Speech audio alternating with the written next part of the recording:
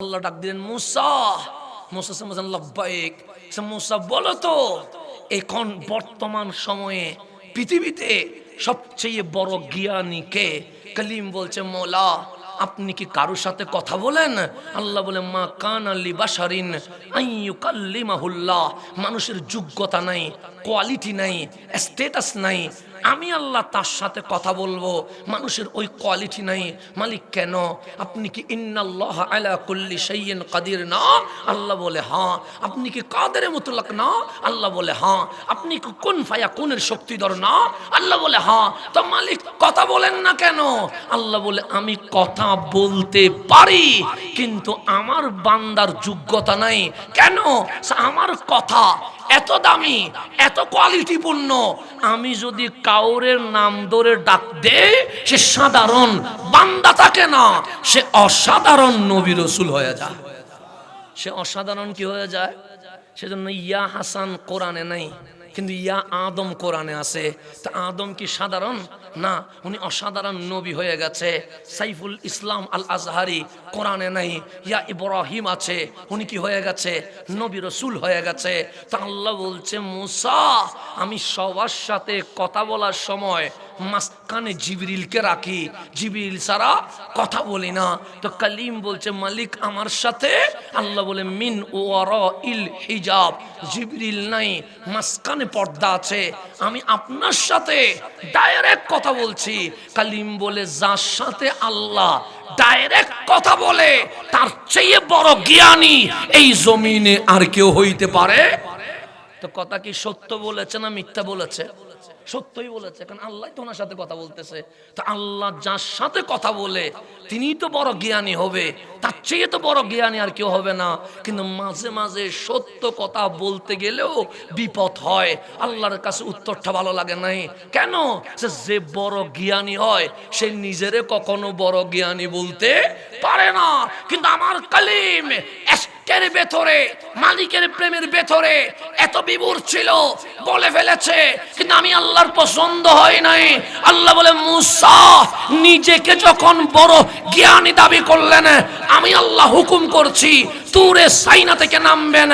আমার একটা আল্লাহর ওলি আছে, নাম তার খিজির, তার সাথে মোলাকাত করবেন। কেন? যে সে আপনাকে এমন এলম শিখাবে, কেমন এলম, যেখানে আপনার জ্ঞান শেষ হবে সেখানে আমার হিজরের জ্ঞান শুরু হয়ে যাবে। এটা সূরা কাহাফের মধ্যে আছে, আমার বাবার লেখা কোনো বই থেকে না। কোত্থেকে বলতেছি? সূরা কাহাফ থেকে বলতেছি। তো মূসা আলাইহিস সালামকে বললেন, আপনি চলে যান। খিজির উনি নবী না, উনি রসুল না, উনি আল্লাহর ওলি, উনি আজকেও বেঁচে আছেন। উনি আপনার সাথেও দেখা হয়, আমার সাথে ওনার জীবন একবার দেখা হবে, কিন্তু কখন দেখা হবে এটা আল্লাহর প্রেমিক ছাড়া আর কেউ বুঝবে। কিন্তু আপনার সাথে কথা বলে হয়তো চলে গেছে, না হলে মরণের আগে একবার হইলেও কি হবে? দেখা হবে। হযরত খিজির ইসলামের সাথে আপনারও হবে, আমারও হবে। কেউ বুঝবে, কেউ বুঝবে না, কিন্তু দেখা হবে হিজরা ইসলামের সাথে। তো আল্লাহ বললেন, মুসা যান, আমার খিজিরের সাথে দেখা করেন, উনি আপনাকে এমন এলম শিখাবে আপনি বুঝবেন। আপনার এলম যেখানে শেষ, আমার খিজিরের এলম সেখানে কি হয়ে যাবে? শুরু হয়ে যাবে। কালিমুল্লাহ তুরে সাইনা থেকে নামলেন। ওনার খাদেমের নাম ইউশা বিন নুন। ডাক দিয়ে বলেন, ইউশা, আমার মালিক আমাকে অর্ডার করেছে, আল্লাহর এক প্রিয় বান্দা আছে, নাম তার খিজির, ওনার সাথে দেখা করার জন্য। কিন্তু মালিক বলেছে, যাও সমুদ্রের পার হইয়া হাঁটো, সম্ভব হবে এক সময় দেখা হয়ে যাবে। আজকেও হতে পারে, 2 ঘন্টা পরেও হতে পারে, একদিন পরেও, কিন্তু আল্লাহ কখন হবে সেটা বলে নাই। তো মূসা ইউশা, তার জাল নিয়ে মাছ ধরো। কেন? সে মাছ রান্না করতে হবে, ফ্রাই করতে হবে। আমি যখন হযরতে খিজিরের জন্য বের হবো, 1 দিনও লাগতে পারে, 2 দিনও লাগতে পারে, 3 দিনও লাগতে পারে। তো মাঝখানে যদি খিদা লাগে, খাবার পাবো কই? ইউশা বিন নুন জাল নিয়ে পুকুরে চলে গেছে, বড় মাছ ধরেছে। ধরে মাছকে কি করলেন? পরিষ্কার করলেন, টুকরো টুকরো করলেন, মরিচ মশলা দিয়ে আগুনে জ্বালায়া ফ্রাই করলেন।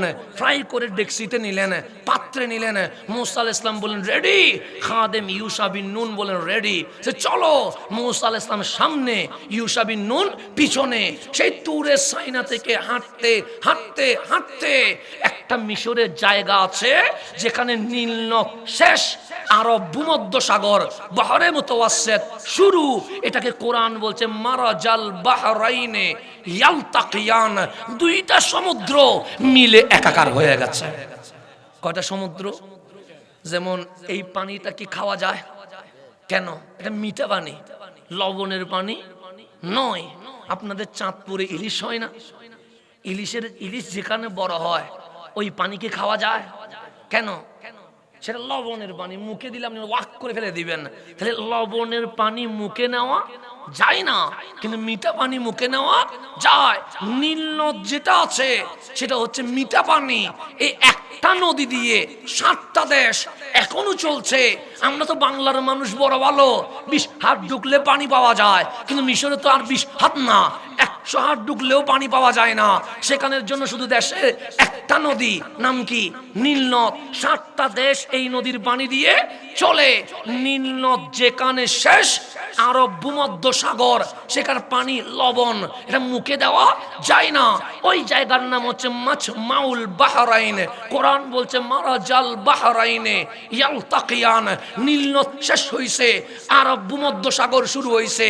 মাঝখানে টিন নাই, দেওয়াল নাই, পার্টিশন নাই, কিন্তু আপনি দেখবেন নীল নদের সাইড থেকে পানি নিলে মুখে দিলে স্বাদ লাগবে, খাইতে ইচ্ছে করবে, পান করতে ইচ্ছে করবে।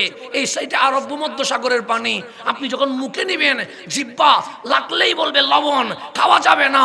কিন্তু মাঝখানে টিনও নাই, দেওয়ালও নাই, পার্টিশনও নাই।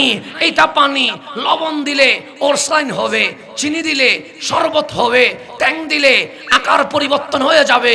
কিন্তু নীল নদের পানি আরব ভূমধ্য সাগরে ঢুকে না, আরব ভূমধ্য সাগরের পানি নীল নদে ঢুকে না। লবণ পানি মিটাই যায় না, মিঠা পানি লবণে যায় না। আপনিও গিয়ে দেখতে পারেন, আমরাও গিয়ে দেখেছি। যখন আমরা গিয়ে দেখলাম সেখানে একটা পিলার আছে, সেখানে লেখা আছে মাজমাউল বাহরাইন, নীল নদ শেষ, আরব ভূমধ্য সাগর শুরু।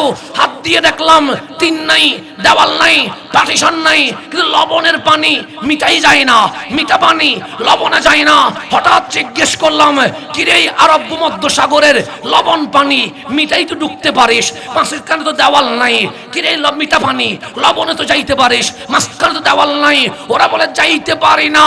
আমার মালিক বলছে ফাবি আইয়ি আলাই রাব্বিকুমা তুকাজ্জিবান, বান্দা এখনো ঈমান আনবি না, এখনো ঈমান আনবি না। তোর পানিতে লবণ লাগাইলে অরসাইন হয়ে যায়, চিনি লাগাইলে শরবত হয়ে যায়। আর নীল নদ আরব ভূমধ্য সাগরের মাঝখানে দেওয়ালও যায় নাই, টিনও দেয় নাই, পার্টিশনও দেয় নাই। লবণ পানি মিটাই যায় না, মিঠা পানি লবণে যায় না। একবার বলেছি নীল নদ আরব ভূমধ্য সাগরে ঢোকা যাবে না, আরব ভূমধ্য সাগর লবণে ঢুকবি না। কিয়ামত পর্যন্ত আমার হুকুম মানতে বাধ্য হয়ে গেছে, আর তুমি বান্দা হইয়া এখনো মসজিদে আসতে পারলা না। হাঁটতে হাঁটতে হাঁটতে হাঁটতে কোত্থেকে তুরে সাইনা পর্বত থেকে এই মারাজাল বাহরাইনে ইয়ালতাকিয়ান, যেখানে নীল নদ আরব ভূমধ্য সাগর কি হয়ে গেছে, মিলে গেছে, সেখানে আসলেন। উনি ক্লান্ত হয়ে গেছে, হয়রান হয়ে গেছে। চরের মধ্যে বিশাল একটা পাথর ছিল, পাথরের ছায়া যেদিকে সেদিকে হেলান দিয়ে একটু রেস্ট নিতে গেলেন। রেস্টের মধ্যে মুসা কালিমুল্লাহর ঘুম চলে এসেছে। কি চলে এসেছে?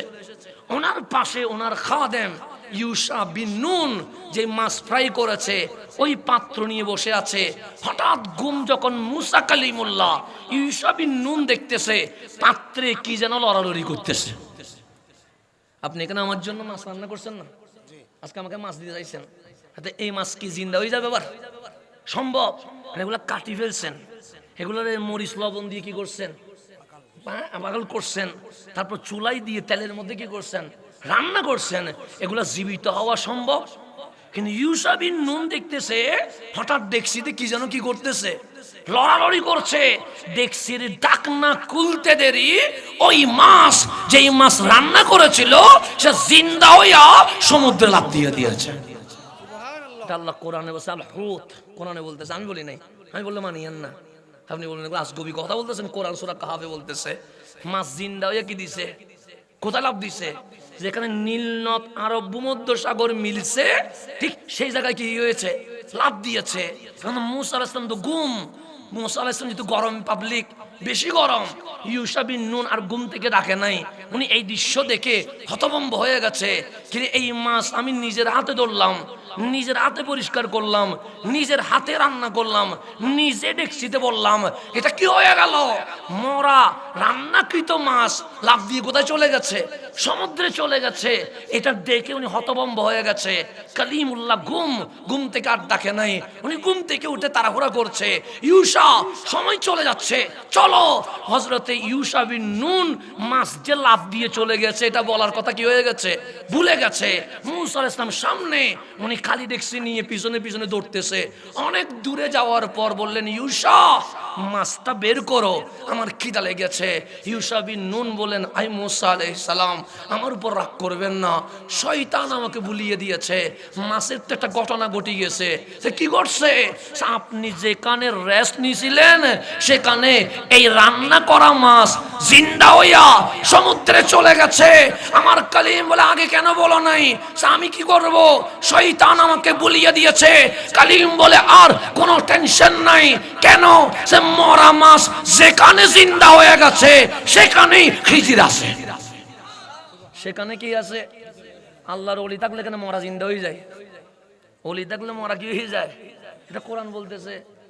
মূসা কালিমুল্লাহ বলতেছে, আর কোনো টেনশন নাই, তোমাকে আর বকা দিব না। কেন? যেখানে মরা মাছ জিন্দা হইছে সেখানে কি আছে? খিজির আছে। আবার পায়ের চিহ্ন ধরে ধরে ওই মাজমাউল বাহরাইন যে জায়গা, সেখানে যখন এসে পৌঁছলেন দেখলেন সমুদ্র থেকে হযরতে খিজির আলাইহিস সালাম উঠে মূসা কালিমুল্লাহর সাথে সাক্ষাৎ দেওয়া শুরু করে দিয়েছে। তাহলে সমুদ্রের বীচ এটা নাপাকির জায়গা না, এখানে আল্লাহর জিকিরের জায়গা, ওয়ালিদের বসবাস। তো জুন্নুন আল মাসরি, পূর্ণিমার চাঁদ উঠেছে, গভীর রাতে নীল নদী কি করতেছে? পাইচারি করতেছেন। হঠাৎ উনি ভাবতেছেন আল্লাহর নামে শুরু, যিনি রহমান যিনি রাহিম।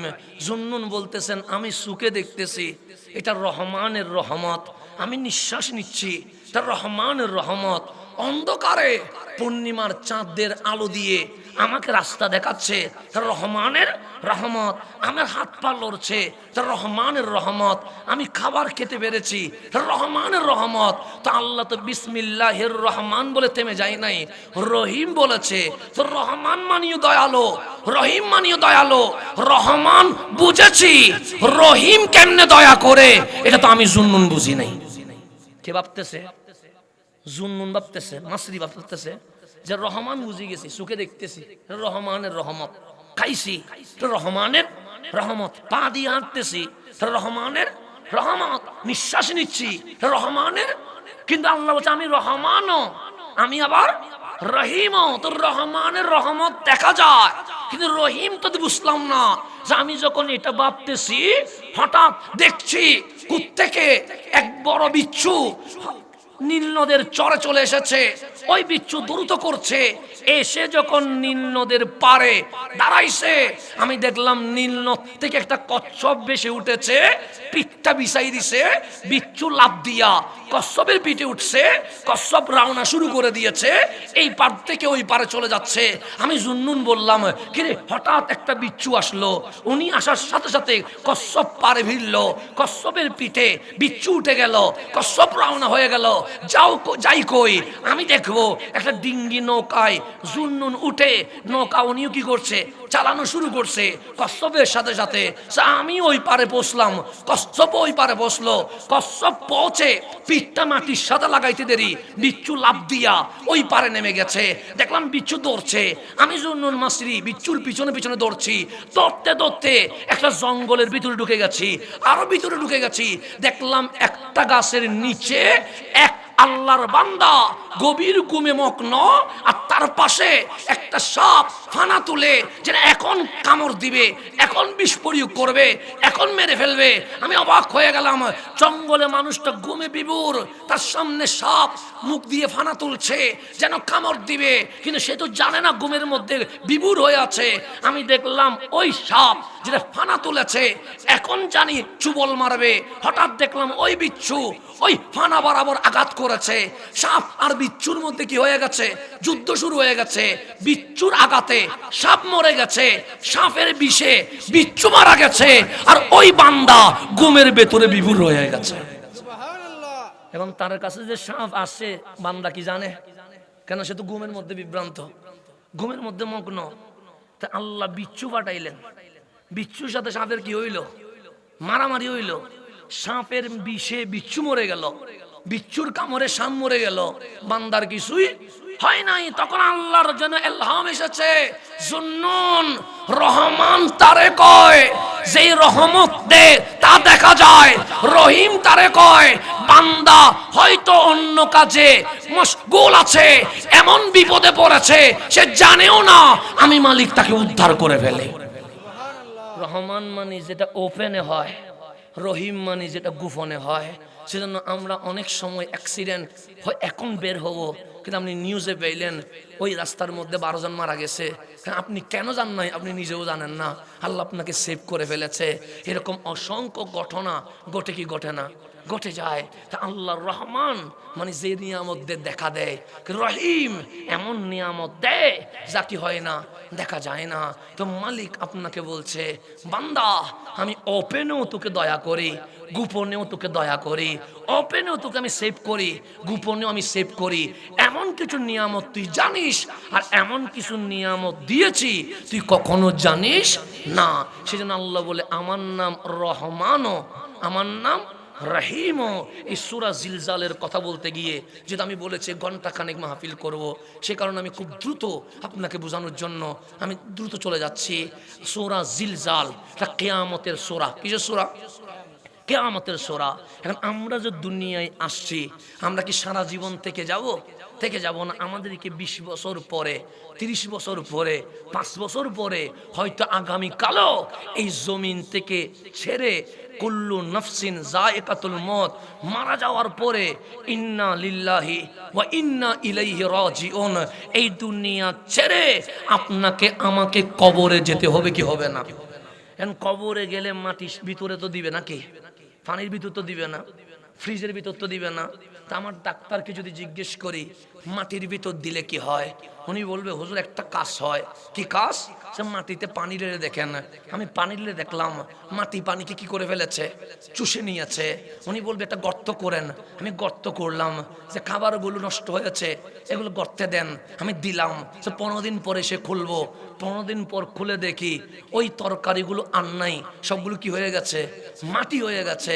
এখন মাটিতে যাই দিবেন সবগুলো কি হয়ে যায়, মাটি হয়ে যায়। এখন আমি ডাক্তারের কাছে প্রশ্ন করলাম, ডাক্তার পানি দিলাম, পানি মাটির সাথে মিশে গেছে। সবজি দিলাম, এগুলোও মাটি হয়ে গেছে। ফুলগুলো ফেলে দিলাম, এগুলো মাটির সাথে মিশে গেছে। আমি মরে গেলে আমিও কি মাটির সাথে মিশে যাব? ডাক্তার বলে, সায়েন্স তো তাই বলে, বিজ্ঞান তো তাই বলে, মরে গেলে মানুষ পচে যায়, মাটির সাথে মিশে যায়।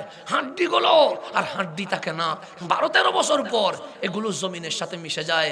এরকম অনেক বিবেক আমাদেরকে এইভাবে কথা বলবে। তো আল্লাহ বলে, হ্যাঁ, যিনি ডাক্তার উনি ঠিকই বলেছে, যেহেতু জমিনে পানি দিলে পানি চুষে ফেলে, সবজি রাখলে মাটি হয়ে যায়, ফুল রাখলে মাটি হয়ে যায়। মানুষ মারা গেলে মাটির কাজ যেহেতু খেয়ে ফেলা, তোমাকেও খেয়ে ফেলবে। সায়েন্স বলতে পারে, ডাক্তার বলতে পারে, কিন্তু আমি বলি শোনো, হ্যাঁ মাটির সাথে যা দিবা মিশে যাবে, কিন্তু আমার বান্দা কখনো মাটির সাথে মিশবে না। এটা কে বলতেছে? আল্লাহ। এখন আল্লাহরে জিজ্ঞেস করেন, মালিক এটা আমি বিশ্বাস করব কেমনে? সায়েন্স তো বলছে মাটি খেয়ে ফেলে, আপনি বলছেন মাটি খায় না। আল্লাহ বলে, একটা কথা তো কখনো ভেবে দেখেছিস? আমি বললাম, মালিক কি কথা? সে সূর্যের কি মা আছে? আমি বললাম, মা নাই। আসমানের কি বাবা আছে? আমি বললাম, বাবা নাই। জমিনের কি মা বাবা আছে? আমি বললাম, নাই। আমার মওলা বলে, সূর্য, চাঁদ, গ্যালাক্সি, গ্রহ উপগ্রহ, এই আসমান ও জমিন আমি মা বাবা ছাড়া বানিয়ে দিয়ে আর তুমি বান্দারে আমি মা বাবা ছাড়া কি বানাইতে পারি না? আমরা বললাম, অবশ্যই। আপনি মালিক হুকুম করলে আমরা মা বাবা ছাড়া ডাইরেক্ট স্বয়ং সম্পূর্ণ মানুষ হইয়া এই দুনিয়াতে চলে আসতে পারি। পারি কি পারি না? অবশ্যই পারি। কিন্তু আল্লাহ বলেন, আমি তোমাকে সেভাবে বানাই নাই। তো কিভাবে বানাইলেন? আগে তোমার মা বাবার বিয়ে দিলাম, সংসার করালাম, আলমে আরওয়া থেকে তোমার রূহ তোমার মায়ের পেটে ট্রান্সফার করলাম। আমি চাইলে 1 সেকেন্ডে বানাইতে পারি, 1 ঘন্টায় বানাইতে পারি, 1 দিনে বানাইতে পারি, কিন্তু আমি মালিক 1 দিনে বানাই নাই, 10 মাস সময় নিয়ে আমি আল্লাহ তোমারে বানাইছি। এখন বলেন, আমাদের পেট আছে না নাই? আছে। ভাত ঢুকলে কি ভাত থাকে? সবজি ঢুকলে, মাছ ঢুকলে, মাংস ঢুকলে সব কি হয়ে যায়? গোবর হয়ে বের হয়ে যায়। ভাত ঢুকুক, রুটি ঢুকুক, সবজি ঢুকুক, মাছ ঢুকুক, মাংস ঢুকুক, যাই ঢুকাবেন সবগুলো গোবর হয়ে কি হয়ে যায়? বের হয়ে যায়। কিন্তু আপনি আমি মায়ের পেটে 10 মাস ছিলাম, মানুষই রইলাম, জিন্দা হয়ে থেকে গেছে। আমি আপনি কি গোবর হয়ে গেছি? কইছি তো কেন? ভাত দিলে তো গোবর হয়ে যায়, রুটি দিলে তো গোবর হয়ে যায়, আপনি সবজি দিলে তো গোবর হয়ে যায়, মাছ দিলে তো গোবর হয়ে যায়। তো জমিনে যা দেন সবগুলো কি হয়ে যায়? জমিন হয়ে যায়, মাটি হয়ে যায়। পেটে যা দেন সবগুলো কি হয়ে যায়? গোবর হয়ে যায়। তো আল্লাহ বলছে, বান্দা, মায়ের পেটে 10 মাস 10 দিন তোকে জিন্দা রেখেছি। মায়ের পেট বড় না ছোট? আমরা বললাম ছোট। মালিক বলে, কেন রেখেছি? আমরা বললাম, মালিক জানি না।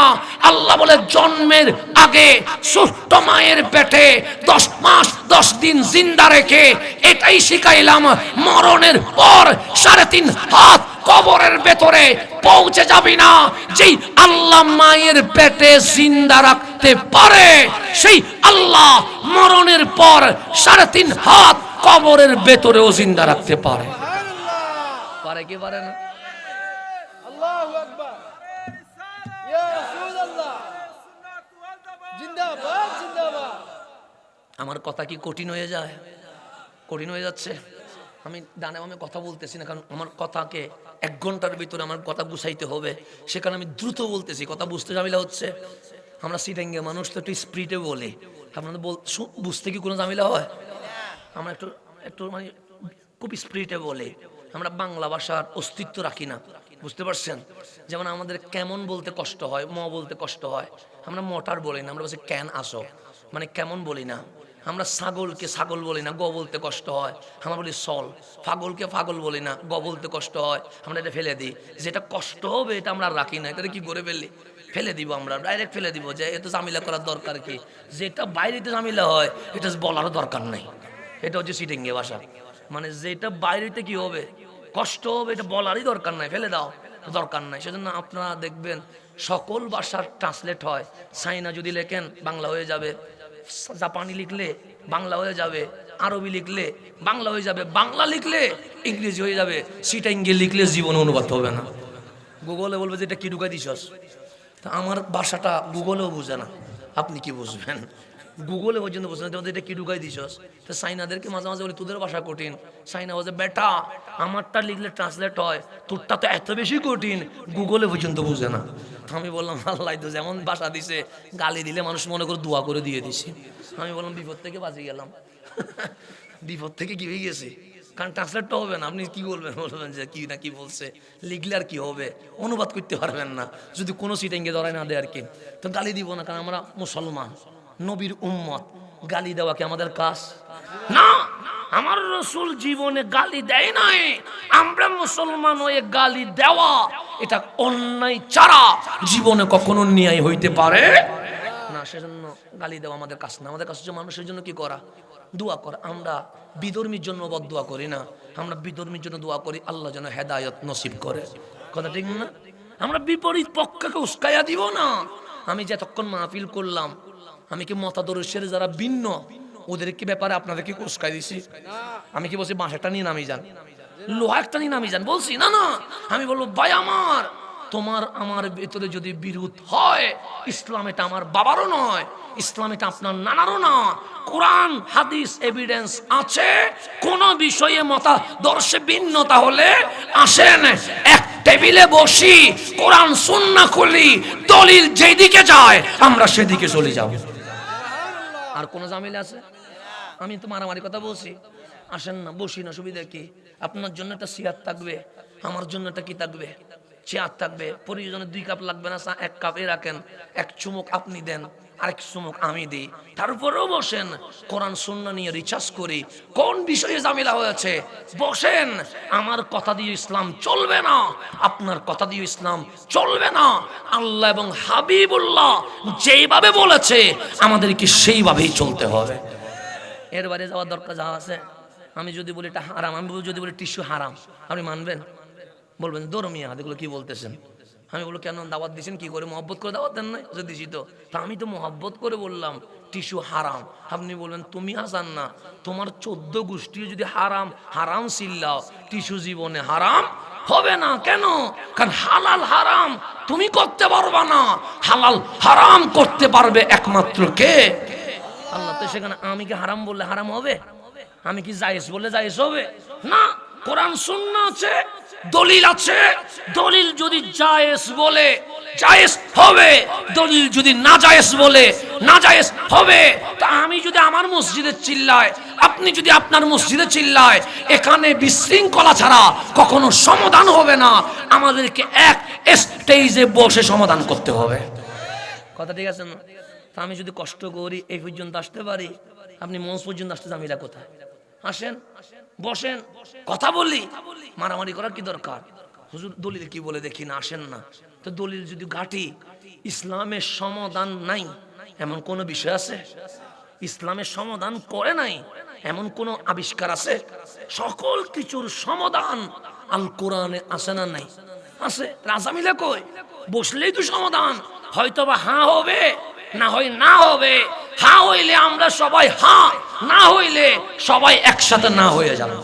কথা ঠিক আছে না? আল্লাহ যেন বুঝার তৌফিক নসিব করে। তাহলে এখন আসেন, কবরে জিন্দা রাখতে পারে কে? পারে কি পারে না? বুখারী শরীফ যদি খোলেন, আমার নবী বলছে জানা, মানুষ যখন মারা যায় সর্বপ্রথম গোসল করাইতে হয়। গোসল করানোর পর কি করতে হয়? কাফন পরাইতে হয়। কাফন পরানোর পর কি করতে হয়? জানাজা করতে হয়। জানাজা করার পরে মানুষ কি লাশটা রাখি দে? এটা কোথায় নিয়ে যায়? কবরস্থানে নিয়ে যায়। কবর দেওয়ার পরে বাবা, চাচা, মামা, ফুফা, খালো সবাই কি কবরে বসে থাকে? জিয়ারত শেষ করে দোয়া করে কি হয়ে যায়?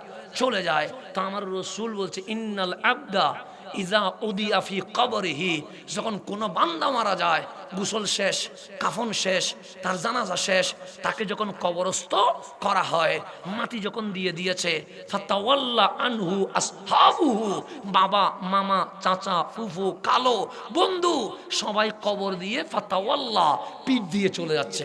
কি দিয়ে চলে যাচ্ছে? এখন বলেন, কবরের ভিতরে কোনো ছিদ্র আছে? দরজা আছে? আওয়াজ যাওয়ার মতো কোনো জানালা আছে? কিন্তু আমার নবী বলতেছে উনি তো কবরে, তাহলে আওয়াজ যাওয়ার কোনো কি নাই, সুযোগ নাই। এখানে যদি সাউন্ড বক্স মাইক না দেন, বেশি হইলে 10 হাত 5 হাত শুনবেন, এরপরে কি আমার আওয়াজ যাবে? যাবে না। আমাকে চিল্লাইতে হবে।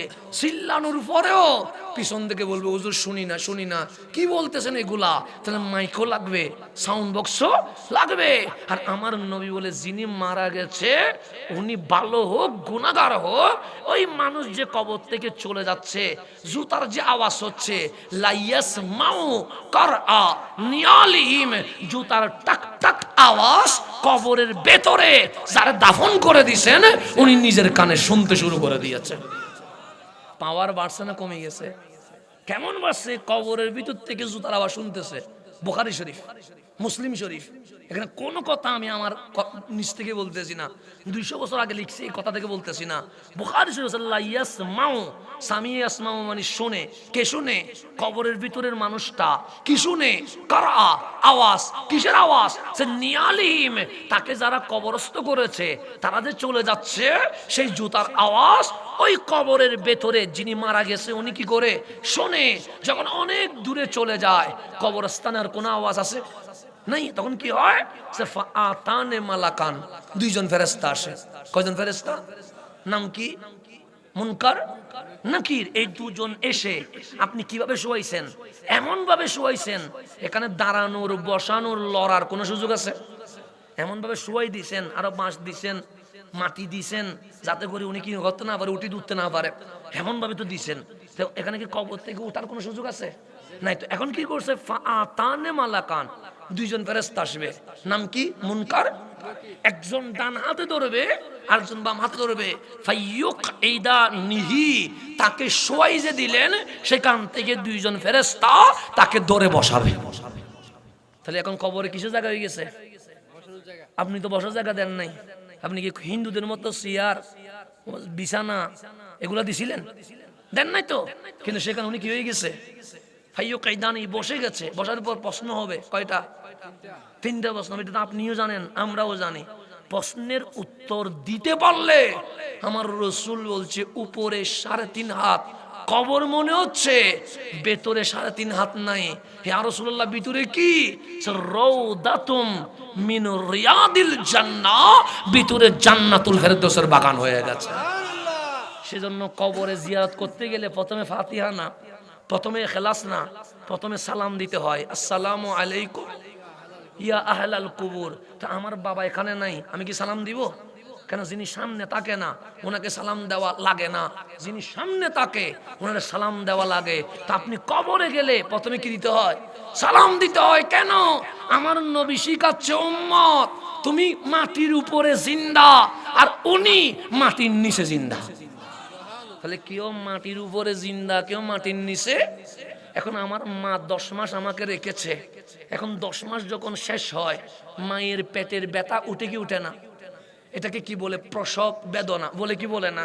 তো মার পেটের ব্যথা উঠলে কি মা কি হাসে নাকি? হাসে? কাঁদে? কাঁদে কি আস্তে কাঁদে না চিল্লায় কাঁদে?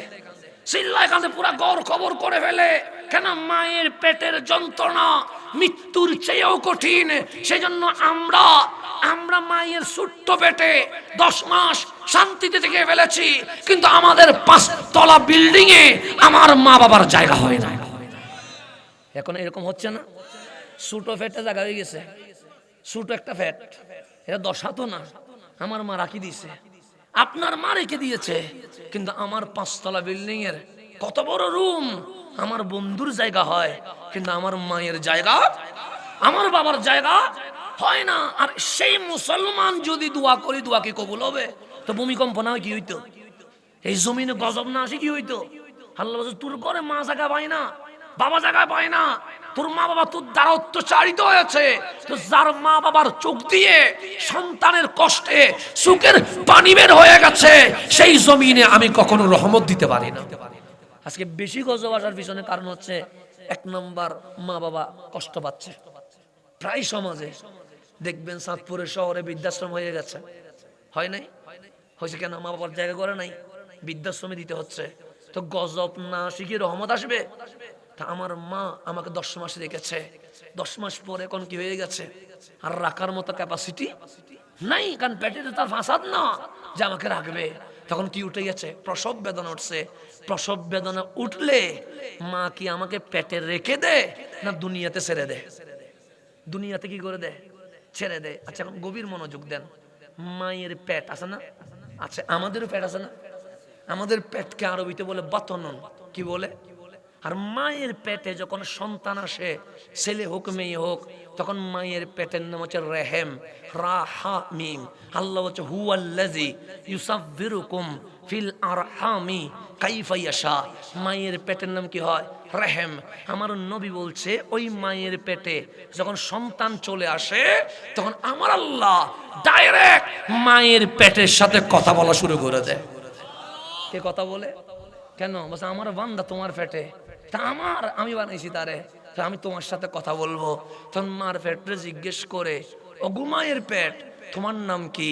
পেট বলে, মওলা আমার নাম রেহেম। তোমার স্বামীর পেটের নাম কি? সে বাতনুন। তোমার বাবার পেটের নাম কি? সে বাতনুন। তোমার মায়ের পেটের নাম কি? সে বাতনুন। তোমার পেটের নাম রেহেম কেন? তখন মায়ের পেট বলে, লা আদরি, মওলা আমি জানি না তো। আল্লাহ বলে, বলতো দেখি, মান আনা, আমি কে? তখন মায়ের পেট বলে, আনতার রহমান, মালিক তুমি রহমান। আল্লাহ বলে, ওই রহমান থেকে রা হা মিম বের করে আমি আল্লাহ তুমি পেটের নাম রেহেম রেখে দিয়েছে। রহমান থেকে কি রাখছে? রেহেম। কেন রেহেম রাখছে? একটু গভীরভাবে খেয়াল করবেন, গভীরভাবে খেয়াল করবেন। আমরা এই দুনিয়াতে আসি না? নাই আসি। মন মালিন্য হয় কি হয় না? হয়। আমি যখন মায়ের পেটে 6 মাস, কয় মাস? 6 মাস। আমার মা ঘুমাচ্ছে এই শীতের মৌসুমে। শীতকালে ঘুম কি হালকা হয় না ভারী হয়? ভারী হয়। রাত 3টায় যদি আমারে কেউ জাগাইয়া দেন আমি কষ্ট পাবো, আমি দুঃখ পেয়ে বলবো তুমি কি দিনের বেলায় আমার সাথে কথা বলতে পারতা না? রাত 3টায় কেন ডিস্টার্ব করলা? আমি মায়ের পেটে লাড়া দিয়া মায়ের ঘুম ভেঙে দিয়েছি। আমার মা শোয়া থেকে বসে গেছে। এখন বলেন আমি যে ঘুম ভাঙ্গি দিলাম, আমার মা আমাকে যে ভালোবাসতো আগে, ঘুম ভাঙ্গাইয়া দেওয়ার পর ভালোবাসা কমে গেছে না আরো বাড়ি গেছে? আরো বাড়ি গেছে। কথা ঠিক না? তাহলে আমার মায়ের ঘুম ভাঙ্গাইয়া অপরাধ করলাম, আমার মায়ের কি বাড়ি গেছে? ভালোবাসা বেড়ে গিয়ে বলতেছে, আমার বাবা বলছে তুমি উঠা গেলা কেন? আমার মা বলতেছে আপনি ঘুমান, আপনার ছেলে আমাকে জানান দিচ্ছে মা আমি তোমার পেটে ভালো আছি, আমার ছেলে খেলছে আমি ঘুমাবো, এটা কখনো হইতে পারে না। তাহলে মারে ব্যথা দেওয়ার পর খুশি হইছে না দুঃখ পাইছে?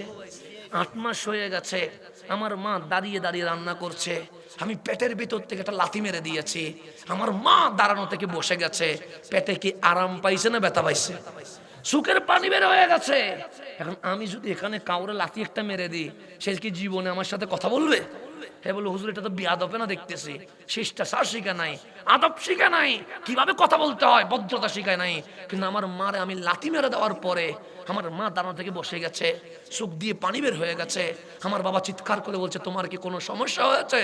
আমার মা হাসি দিয়ে বলছে, আপনার ছেলে একটু লাড়া দিয়ে বলছে মা আমি ভালো আছি, আমার কোনো সমস্যা হয় নাই। আমি আপনি যে মারে লাথি দিলাম সরি বলছি, বলছি মা মাফ করে দেন বলছি, কিন্তু আমি লাথি মারার আগে আমার মা আমাকে যতটুকু ভালোবাসতো, লাথি মারার পর আমার মায়ের ভালোবাসা আরো কোটি গুণ বাড়ে গেছে। মারছেন না? আজকে আমার 10 মাস, আমার মায়ের পেটের ব্যথা শুরু হয়ে গেছে। এখানে যদি আমি কাউরে ঘুষি মেরে 2 ফোঁটা রক্ত বের করে দিই, সে কি জীবনে আমার সাথে কথা বলবে? মাফ করবে জীবনে? সে বলবে এটা জালেম, ওরকে কখনো মাফ করা যাবে? মাত্র 2 ফোঁটা রক্ত। আজকে যখন 10 মাস হয়ে গেছে, আমার মাকে যখন ডাক্তারের কাছে নেওয়া হয়েছে, ডাক্তার আমার মাকে বলছে এই সন্তান জন্ম দিতে গেলে আপনাকে হয়তো দুনিয়া ছেড়ে চলে যেতে হবে। আমার মা আমার বাবাকে বলছে এই সন্তান জন্ম দিতে গেলে আমি মরতে রাজি আছি, আমি যদি মারা যায় আমার ছেলের যে মা নাই এটা যেন বুঝতে না পারে, আপনি বাবাও হইয়েন মাও হইয়েন। এরকম নসিহত করে আমার মা ঢুকে গেছে হসপিটালে। আজকে আমি আমার মায়ের পেট থেকে বের হব, মায়ের শরীরের যত রক্ত আছে সমস্ত রক্ত নিয়ে বের করে ফেলেছি। এখন বলেন মায়ের ভালোবাসা বাড়ছে না? 2 ফোঁটা রক্ত কারো বের করে দিলে সে জীবনে আমারে ক্ষমা করবে না, কিন্তু আমার মায়ের শরীরের সমস্ত রক্ত বের করে দিয়েছি। আর আমার মা কষ্ট পাওয়া দূরের কথা, ভালোবাসা বেড়ে গেছে। তা আল্লাহ বলছে বান্দা তুই 6 মাসের মাথায় তোর মায়ের ঘুম ভেঙে দিয়েছিলি, তোর মা কি তোকে মেরেছে? আমি বললাম মালিক মারে নাই, ভালোবাসা বেড়ে গেছে। আর তুই 8 মাস বয়সে তোর মারে লাথি মেরেছিলি, তোর মা কি তোর পা চিরে ফেলেছে? আমি বললাম মালিক চিরে ফেলে নাই, আরো দয়া করা বাড়িয়ে দিয়েছে। তুই যেদিন দুনিয়া থেকে দুনিয়াতে আসতেছিলি তোর মায়ের সমস্ত রক্ত বের করে ফেলেছিলি, তোর মা কি তোকে লাথি মেরেছে? আমি বললাম মারে নাই। কেন? আল্লাহ বলে আমি রহমান থেকে তোমার মায়ের নাম দিয়েছি রেহেম। 100 ভাগ ভালোবাসা থেকে 1 ভাগ ভালোবাসা মারে দিয়েছি। তুই ঘুম ভাঙ্গানোর পরেও মা কষ্ট পায় নাই, তুই লাথি দেওয়ার পরেও কষ্ট পায় নাই, তুই রক্ত বের করার পরেও ভালোবাসা বেড়ে গেছে। ওগো আমার বান্দা, মা যে তোর জন্য কোরবানি দিয়েছে 1% ভালোবাসা, এটার নাম রেহেম বলে। আমি তোকে ভালোবাসার জন্য 99 ভাগ রেখে দিয়েছি, ওনাকে রহমান বলে। তুই সকালে নামাজ পড়িস নাই, মামলা হয়ে গেছে। 10টাই মিথ্যা বলেছিলি, মামলা হয়েছে। 12টাই অবৈধ জিনিস দেখেছিস, মামলা হয়েছে। এরকম কেরামান কাতেবিন প্রতিদিন 10-12টা মামলা করেছে। আজ তোমার 16 বছর, 20 বছর, 30 বছর, 1000 মামলা হয়ে গেছে। বাংলায় যদি 3টা মামলা হয় তাকে গ্রেফতার করে, 5টা মামলা হয় রিমান্ডে দিয়ে দেয়, 10টা মামলা হয় ক্রসফায়ার দিয়ে দেয়। আমার দরবারে কেরামান কাতেবিন 1000 মামলা করেছে। আমি চোখ নষ্ট করে দেই নাই, কান বধির করে দেই নাই, জিহ্বা টেনে ছিঁড়ে ফেলে নাই, হাত পা প্যারালাইজ করে দেই নাই। নাই। আমার কামলিওয়ালা রসুল বলছে রাত যখন মধ্যবর্তী হয়ে যায় আসমানের রহমতের দরজা খুলে যায়, আল্লাহ ডাক দিয়ে বলে বান্দারে আমি মালিক তোর জন্য প্রস্তুত হয়েছি এবাদি, হে আমার বান্দা তাল আয় আয়। আমরা বলি মালিক কেমনে আসবো? এই চোখ কোরআন দেখার কথা ছিল, সিনেমা দেখেছে, এই কান সোনার মদিনার নাচ শোনার কথা ছিল, গান শুনেছে, এই জিহ্বা আল্লাহু আকবার বলার কথা ছিল, এই জিহ্বা গালি দিয়েছে, এই হাত কোরআন ধরার কথা ছিল, এই হাত অবৈধ জিনিস ধরেছে, এই পা মসজিদে যাওয়ার কথা ছিল, এই পা অবৈধ জায়গায় চলে গেছে। মালিক আমার বিপরীতে হাজার মামলা হয়ে গেছে। আমার মা যদি আমার গুনার কথা জানতো কখনো সন্তান পরিচয় দিত না, আমার বাবা যদি জানতো আমাকে ছেলে বলতো না, মাহফিল কমিটি যদি জানতো আমাকে স্টেজে উঠাইতো না। আমার মালিক বলে আইন আমার কাছে। আমি বলি মালিক হাজারো গুনাহ মামলা নিয়ে তোমার কাছে কেমনে আসবো? আল্লাহ বলে আজকে না আসলে আলাইসাল্লাহু বিআহকামিল হাকিমিন, হাসরের ময়দানে আমি বিচারক, সেদিন আসামি হয়ে আমার সামনে আসতে হবে। সেই দিন আসার চেয়ে আজকে চলে আয়। আমি বলবো মালিক আপনি মারবেন, আল্লাহ বলে মারবো না। আপনি রিমান্ডে দিয়ে দিবেন, আল্লাহ বলে মারবো না। মালিক এইরকম হাজার গুনাহ নিয়ে তোমার সামনে কেমনে দাঁড়াবো? আল্লাহ বলে যদি বেশি লজ্জা লাগে পালিয়ে যাস না, কারণ আজকে পালিয়ে যাইলে ওয়া ইন্না ইলাইহি রাজিউন, কালকে আসতে হবে, আজকে পালাস না। তো মালিক কেমনে আসতাম? আল্লাহ বলে এক বিগত সাহস করে আমি আল্লাহ তোরে আনার জন্য এক হাত যাব, তুই এক হাত আয়, আমি আল্লাহ তোকে নেওয়ার জন্য দুই হাত যাব, তুই আমশি হেঁটায় হারওয়ালা, আমি দৌড়ায়া যাব, তুই শুধু একবার বলবি মালিক মাফ করে দাও, আমি তোর গুনার খাতা খুলব না, রহমান হয়ে জীবনের গুনাহ মাফ করে দিয়ে দিব। এটার নাম আমার মালিক। আমার মালিক প্রতি রাত্রে ডাকতেছে। এই যে 11টা 20 হয়ে গেছে, আর 40 মিনিট পর আসমানের রহমতের দরজা খুলে যাবে, আওয়াজ আসবে এভাদি মান্দারে তোর মা ঘুমিয়ে গেছে, আজকে দেখবে না, তোর বাবা ঘুমিয়ে গেছে, আজকে কেউ দেখবে না, অন্ধকার রাত, যাই নামাজে দাঁড়িয়ে যা, চলে আয়, আমি গোপনে তোকে মাফ করে দিয়ে দিব। তো বলছে রেহেম তারে কয় যার কাছে 1% ভালোবাসা আছে, রহমান তারে কয় যার কাছে 99 ভাগ ভালোবাসা আছে। তাই শুধু তাই নয়, আল্লাহ বলে যে 1 ভাগ ভালোবাসা তা দুনিয়ায় থাকবে, হাসরে সব ভালোবাসা নিয়ে ফেলবো, আমার কাছে রেখে দিব। 100 ভাগ ভালোবাসা বুকে নিয়া আমি আল্লাহ বান্দার বিচার করব। আমার মালিক বলতেছে বান্দারে কত ভালোবাসি তোরে, তুই হাজার মামলা করার পরেও আমি অপেক্ষা করি আমার বান্দা ক্ষমা চাইবে কিনা। আমি কখনো কখনো জমিনকে নাড়া দিয়ে দিই, কখনো কখনো ভাইরাস দিয়ে দিই, কখনো কখনো সুনামি দিয়ে দিই। এগুলো আযাব নয়, এগুলো সতর্ক সংকেত দিই তুমি যেন ফিরে আসতে পারো। কিন্তু বান্দা তুমি এখনো আসছো না কেন? আজকেও যদি চলে আসো আমি মালিক আজকেও তোমার জীবনের গুনাহ মাফ করতে রাজি আছি। তাহলে আল্লাহ আমার গুনাহ মাফ করতে রাজি আছে কি নাই? এখন বলেন মায়ের প্রসব বেদনা উঠলে মা কি আর সন্তানরে ফেটে রাখতে পারে? কোথায় ফেলে দেয়? জমিনে ফেলে দেয়। তা আল্লাহ বলতেছেন ইজা জুলজিলাতিল আরদু জিলজালাহা, আজকে জমিন তত্তর করে কাঁপছে, জমিন তত্তর করে কাঁপছে। আল কারিয়া তুমাল কারিয়া, বিকট আওয়াজ শুরু হয়েছে। মালিক জমিন কাঁপছে কেন? তুই যে তোর মায়ের পেটে 10 মাস ছিলি, তোর মায়ের কি অবস্থা, যে পেট কাঁপছিল, তখন মুখ কি করছে? চিল্লাইছে। আজকে বলে আল্লাহ বলেন কবর এটা মায়ের পেট, তুই এতদিন কবরে ছিলি, আজকে কবরের মিয়াদ শেষ হয়ে গেছে। ইজা জুলজিলাতিল আরদু জিলজালাহা, জমিন তত্তর করে কাঁপছে কেন? জমিনের প্রসব বেদনা শুরু হয়েছে। তো জমিনের প্রসব বেদনা উঠলে কি হয়? আল্লাহ বলে ওয়া আখরাজাতিল আরদু আসকালাহা, এই কবর আর তোকে রাখবে না। মা যেরকম পেট থেকে দুনিয়ায় ছেড়ে দে, কবর সেদিন ধরে তোমাকে হাসরের ময়দানে আমি আল্লাহর সামনে দাঁড় করাইয়া দিয়ে দিবে। পালানোর কোন সুযোগ আছে? ইজা জুলজিলাতিল আরদু জিলজালাহা, কবরের প্রসব বেদনা উঠবে, কবর তত্তর করে কাঁপবে।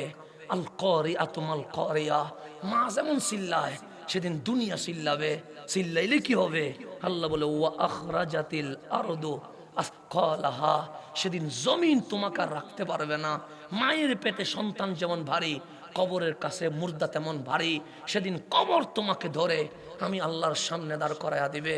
তো সেদিন দাঁড় করাইলে কি হবে, এটা বলে আমার কথা শেষ। আজকে শুধু 2 লাইন বলতে পারলাম, কারণ আমি বলেছি ঘমিন, আমি বিচারক হব, আল্লাহ হবে বিচারক, আমরা হব কি আসামি। এখন আল্লাহ বিচার করবে। আমি যদি খুন করি, পাপ করি, মাপ খাই, জানা করি, তাহলে আদালতে সাক্ষী দাঁড় করাইতে হয় কি হয় না? হয়। সাক্ষী ছাড়া কখনো বিচার হয়? তা আল্লাহ দুনিয়াতে আমাদের পিছনে 7টা ক্যামেরা ফিট করে দিয়েছে। কয়টা ক্যামেরা? এই 7টা ক্যামেরা বলে কথা শেষ। কয়টা ক্যামেরা? যেমন এই ক্যামেরা আমারে কি করতেছে, ভিডিও করতেছে। আমি যদি মেমোরিটা খুলে আগুন দিয়ে জ্বালাই দিই, এই ভিডিও আর খুঁজি পাওয়া যাবে? তাহলে ভিডিও কি হয়ে গেছে, শেষ। মোবাইল দিয়ে উনি লাইভ ধরে আছে, আমি যদি মোবাইল ভেঙে ফেলি, ভিডিও কি পাওয়া যাবে? পাওয়া যাবে না। তা দুনিয়ার ভিডিও কি হয়ে যাবে, নষ্ট হওয়ার সম্ভাবনা আছে। আল্লাহ বলে আমি ক্যামেরা দিয়ে ভিডিও করি নাই, মোবাইল দিয়ে ভিডিও করি নাই, তোমার পিছনে 7টা ক্যামেরা দিয়েছি। মালিক ক্যামেরাগুলো দেখি না কেন? আল্লাহ বলে তোমার পায়ের জমিন, নিচে জমিন, এই জমিনকে আমি বলেছি ভিডিও কর। এই জমিন তুমি কোথায় যাও এটা ভিডিও করছে। উপরে আসমানকে বলেছে আসমান ভিডিও কর। আপনি বলবেন হুজুর আসমান যে ভিডিও করছে বুঝবো কেমনে? আপনি বলেন বাংলাদেশ স্বাধীন হয়েছে 1971 সালে, আজকে থেকে প্রায় কয় বছর হবে? 54 বছর, 55 বছর। 55 বছর আগে কি ভিডিও ক্যামেরা ছিল, মোবাইল ছিল? কিন্তু আপনি দেখবেন আমাদের বাংলাদেশ স্বাধীনতার অসংখ্য ভিডিও মোবাইলে, ইউটিউবে পাওয়া যায় কি যায় না? তো এক ভিডিও আসলো কোথায়? তখন আমার ভাই বলবে হুজুর স্যাটেলাইট থেকে আসছে। কোত্থেকে আসছে? আসমানের উপরে কিছু স্যাটেলাইট আছে, এগুলো 100 বছর আগের ভিডিও বের করতে পারে, এগুলো 200 বছর আগের ভিডিও বের করতে পারে। তো আল্লাহ বলছে বিজ্ঞানীদের বানানো ছোট্ট স্যাটেলাইট যদি 200 বছর আগের ভিডিও বের করতে পারে, আমি আল্লাহ পুরা আসমানকে স্যাটেলাইট বানিয়ে দিয়েছে। সেজন্য এখন বিজ্ঞান বলছে আসমানে মানুষের কি থাকে, ভিডিও জমা থাকে। বিজ্ঞান যত আধুনিক হচ্ছে, ইসলাম তত সত্য বলে প্রমাণিত হচ্ছে। একটা হচ্ছে জমিন, যত কুফাবেন জমিন ছাড়া কিছু নাই, নষ্ট করতে পারবেন না। উপরে আছে কি, ধরতে পারবেন না আসমান। তাহলে উপর থেকেও ভিডিও চলতেছে, নিচ থেকেও ক্যামেরা। কয়টা হইল? 2টা। গড়ি দেখা যায়, সময় দেখা যায়। আল্লাহ বলে সময় অল টাইম তোমার ডানে বামে ভিডিও করতেছে। তুমি পানির ভিতরে ঢুকলেও সময় আছে, তুমি রুম বন্ধ করলেও সময় আছে না নাই? আছে। ভিডিও কয়টা হইল? 3টা। একটা জমিন, 2 নাম্বার আসমান, 3 নাম্বার সময়, 4 নাম্বার আমার ডানে বামে কারামান কাতেবিন 24 ঘন্টা লাইভে আছে। কিসে আছে? লাইভে। আপনি এই লাইভ ডিস্টার্ব করবে, কারামান কাতেবিন লাইভকে ডিস্টার্ব করবে, নেটওয়ার্ক কি ঝামেলা করবে? তাহলে ভিডিও কটা হইল? 4টা। 5 নম্বর হচ্ছে আমল নামা, যেটা মানুষ মরার সময় মুখের আওয়াজ বন্ধ হয়ে যায়, চোখের সামনে আমল নামার ভিডিও কি হয়ে যায়, শুরু হয়ে যায়। ক্যামেরা কয়টা হইল? 5টা। 6 নাম্বার হচ্ছে আমার চুল থেকে নখ পর্যন্ত আল্লাহ বলে এগুলো তোর না, এগুলো আমার হয়ে ভিডিও করছে। এখন আপনি বলুন আঙ্গুলে ভিডিও কই? আঙ্গুলে কোনো ভিডিও দেখা যাচ্ছে? এখানে বিদেশে থাকেন এমন কেউ আছেন? বিদেশে থাকেন, প্রবাসে আছেন? হ্যাঁ আছেন, তাহলে বুঝবেন। ঠিক আছে, আসেন। প্রবাসে যেতে গেলে আপনাকে এয়ারপোর্ট দিয়ে যেতে হয় কি যাইতে হয় না? এয়ারপোর্টে যেতে গেলে ইমিগ্রেশনে যাইতে হয়। ইমিগ্রেশন পাসপোর্ট ভিসা দেখার পরে বলে ফিঙ্গার দেন, বলে কি বলে না? কি দেন? ফিঙ্গার দেন। তো আমি যখন মালয়েশিয়া যাচ্ছি, আমার চিরাং এয়ারপোর্টে বলছে ফিঙ্গার দেন, আমি ফিঙ্গার দিলাম।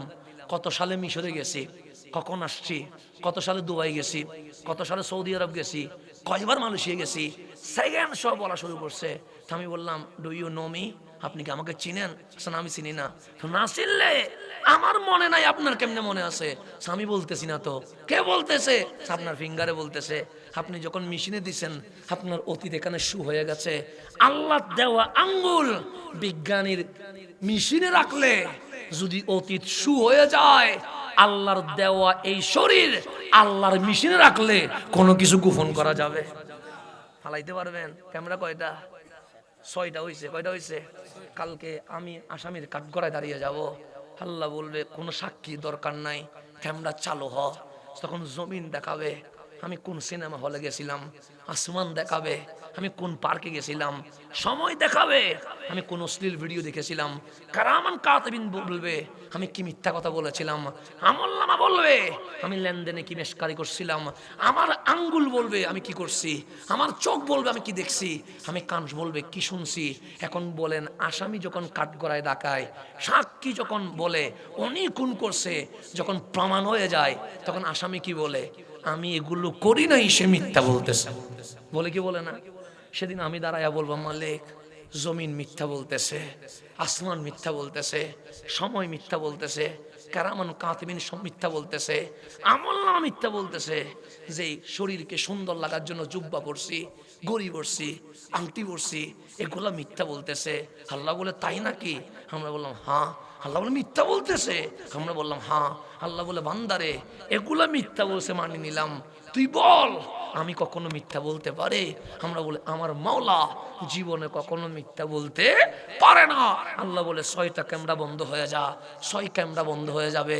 আল্লাহ বলবে আমার কাছে একটা ক্যামেরা জমা রাখছি, তুই যে মিথ্যা বলবি তা আমি জানি, সেজন্য 7 নাম্বার ক্যামেরা বাইর করবে। আল্লাহ বলে চালু হয়ে যা।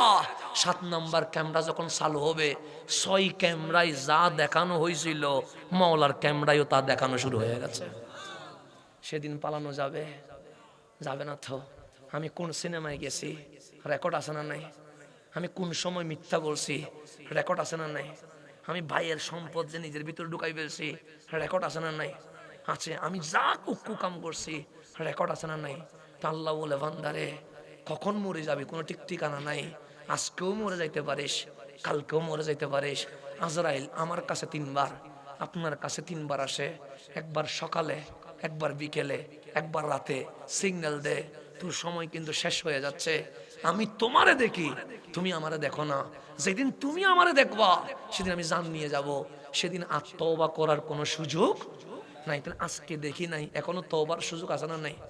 আছে। তো এখন যদি তওবা করি, আল্লাহ বলে ওই যে 7 ক্যামেরায় যার রেকর্ড আছে আমি 7টারইয়া সমস্ত রেকর্ড মুছে সাদা বানায়া সমস্ত গুনাহ সওয়াবে পরিণত করে দিয়ে দেব। তাহলে এখনো আমার আমলনামা পরিবর্তন করার সুযোগ আছে না নাই? আছে। আজকে এলাকাবাসী যে মাহফিল করছে, আমাদের বেলাল তালুকদার সাহেব অনেক মহাব্বতের প্রকাশ করেছেন। আমি ওই দিন মাহফিল আসছি, বেচারা আমার পিছনে পিছনে লাগিয়ে গেছে, বলে আসেন আমার ঘরে আসবেন না আপনি, আমি হাজীগঞ্জে থাকবো, এটা হইতে পারে না। মানুষটা মহাব্বতের ইজহার করেছে আমাকে পাওয়ার জন্য। উনি আমার উস্তাদ ডক্টর সাইফুল ইসলাম আজহারীকে বলছেন যে কোনোভাবে ওনাকে আনে দিতে হবে।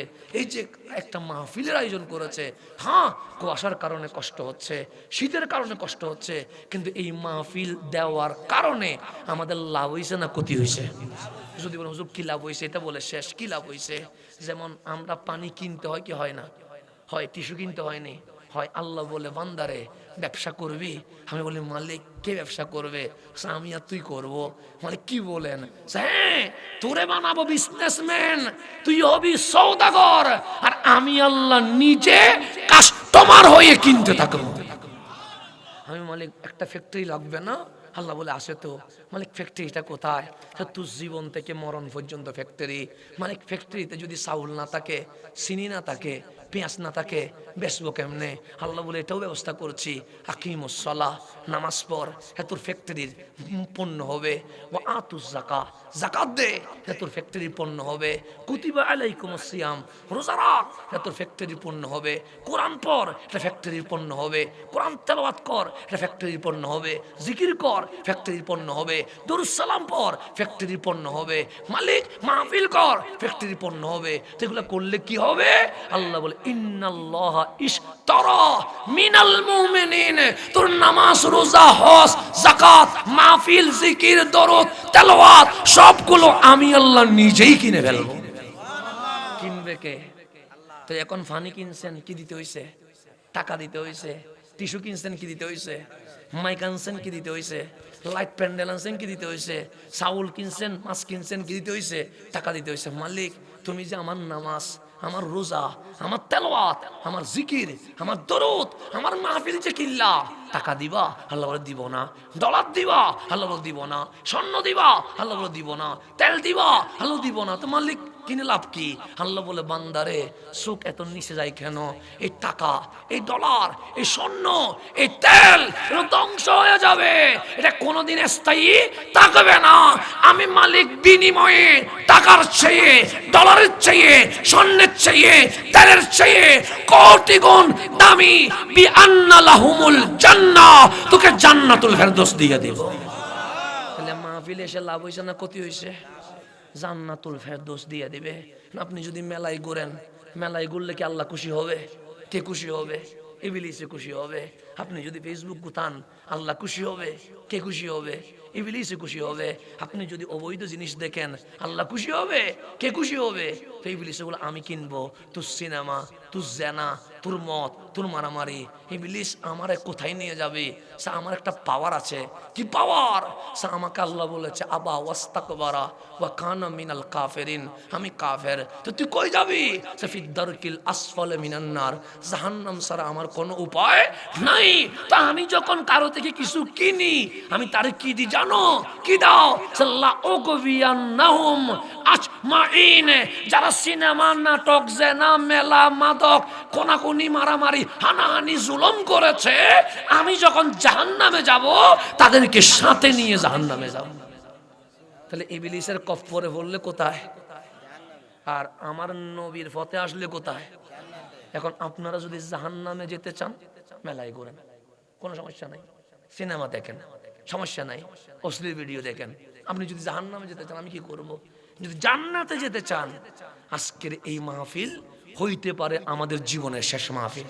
কথা ঠিক না? তাহলে আসেন আমরা তওবা করে আল্লাহর দরবারে চলে আসি। সময় কতদিন আছে তো জানা নাই, হয়তোবা কালকেও চলে যেতে পারে, 1 বছর পরেও যেতে পারে। এমন ভাবে যেতে হবে যেন কবরে গেলে আমার নবী খুশি হয়ে বলে, হে মুনকার নাকির, হে মুনকার নাকির, আমার উম্মত নিয়ে টেনশন করিস না। কেন? সে এমন অবস্থায় কবরে এসেছে, আমি নবী আমার উম্মতের উপর খুশি হয়ে গেছে।